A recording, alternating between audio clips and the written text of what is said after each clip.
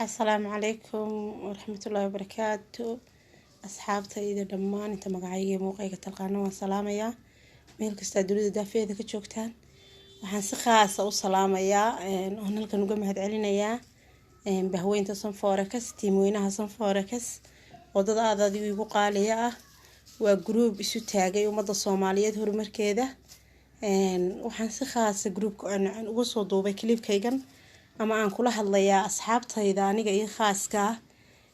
groupkayga ay igu jirta leaderska igu jirta groupkayga leader Firdaus igu jirta marka aan magacayga idigu soo celiyo waa aniga Firdaus Cabdi Baashe asxaab igu jirta groupkayga ama dadka sida khaaska ay la xiriira baan halkan kala hadlayaa aniga Firdaus Cabdi Baashe waxaan idin cadeynayaa inaan Sanforex ka shaqaystay lacagtaani aan ka shaqeeyay taana maanta waxa igu kaliftay lacagtan waa lacag aad u yar waa $300 lacag ka badan baa Sanforex laga shaqeeyaa laakiin maanta waxa igu kalifay clipkan aan soo duubo dad aniga igu jira groupada ama ay khaasa oo asxaabila ah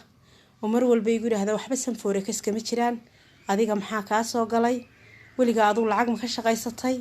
waliga aad lacag ma ka faa'iiday wareey dhawan weyn ilaa la gowraco indhihiisu ma arkaane waa kaasa haye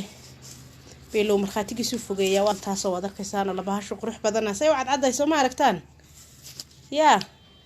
kun ku shilin bay ahayd ha oranina ka bogto soo ma aragtaan odaygii bidaarta lahaa waa kaasaayo Sanforex baan ka shaqeeyay waana aniga Firdaus Cabdi Baashe oo WhatsApp-yada idigu la jira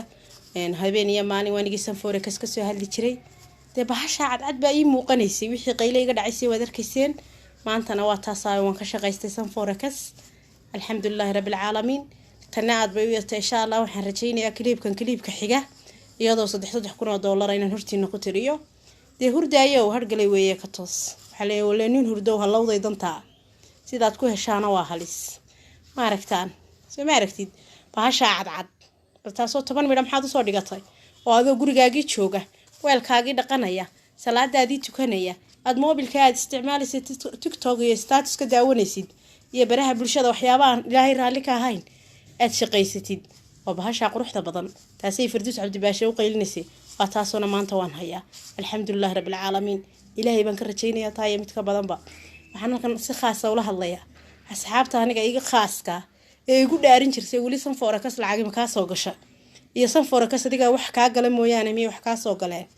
waliga lacagta Sanforex ma cuntay Sanforex waxba kama jiraan war waata armada tiraahdan gacantii hadalku isma laha وكا